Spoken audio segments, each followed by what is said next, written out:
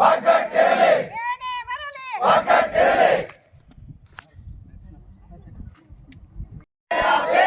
ಬೇಕೇ ಬೇಕು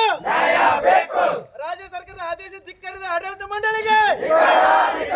ರಾಜ್ಯ ಸರ್ಕಾರದ ಆದೇಶವನ್ನು ಧಿಕ್ಕರಿಸಿದ ಆಡಳಿತ ಮಂಡಳಿಗೆ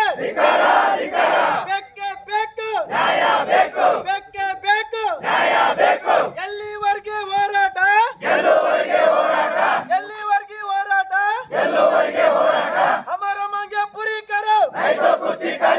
हमारा मांगे पूरी करो ವೇತನ ಕೊಟ್ಟರೆ ಹರಿಯಾರ್ಸ್ ಕೊಟ್ಟಿಲ್ಲ